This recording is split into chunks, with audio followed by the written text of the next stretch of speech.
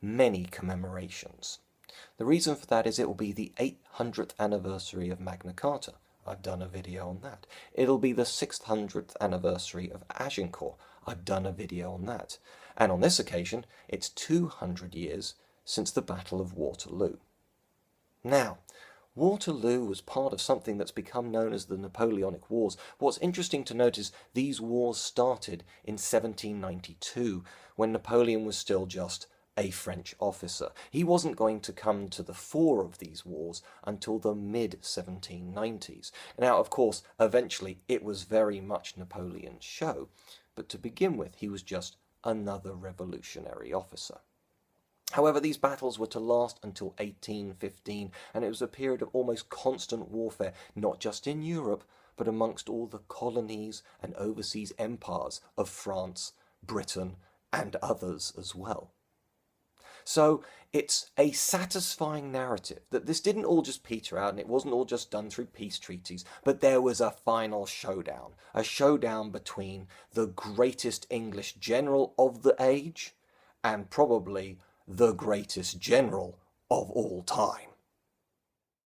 Arthur Wellesley, by now the Duke of Wellington, had fought in India and in the Iberian Peninsula, Portugal and Spain, against Napoleon's forces. Napoleon had been as far afield as Egypt and Russia, yet the two men had never faced each other in battle until 1815, where, after an initial peace, Napoleon had broken out and Wellington was the only man around to try and stop him. Napoleon had come out of exile, and this had caught pretty much all of Europe off guard. It was really only Wellington, along with the Prussians, and okay, there were also Dutch and other German principalities there too, but the fact of the matter was major players like Russia and Austria weren't around at this time. So this was a final chance to nip everything in the bud and stop Napoleon spreading his empire once again. And the battle happened not in France, but actually in Belgium. Napoleon was actually feeling under the weather at the time of the battle and even left briefly to recuperate. What it turned into was a violent slugging match between the two armies. But what was happening on the horizon, there was a dust cloud, and somebody was coming. Were these French relief forces, or were these the Prussians? In the meantime, there was furious fighting. One farmstead changed hands multiple times just in this one day.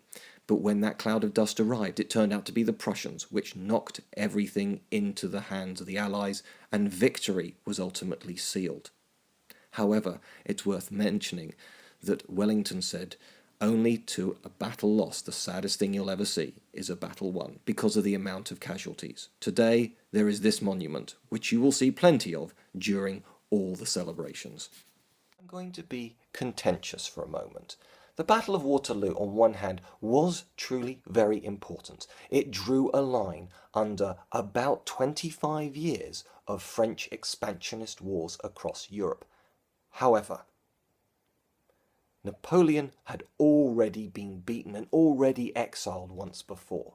When he came back, this was a desperate last roll of the dice. This was not the return of a man in his prime with an army of unimaginable size that couldn't be matched by other European powers. Had Waterloo been a Napoleonic victory, I can't see Napoleon lasting for another year or so. By then, Russia and Austria would have remobilized. Britain would have created a new army. Napoleon had managed to annoy the entire of Europe, and they were not going to let him set himself up as emperor once again. However, you can't talk about what didn't happen, you've got to talk about what did.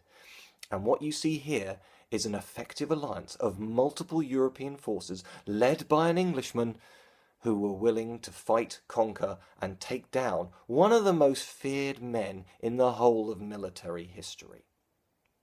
So that's worth remembering during the commemorations in 2015. Thank you for watching. If you want more every day on Twitter on @HistoryGems, there's more historical facts. Then on Facebook, again as @HistoryGems, there are regular posts about fun bits of history you may not have known about. But if you want more, there's the Busy Person's Guide to British History, available on Amazon as both a book and ebook. Thank you for watching.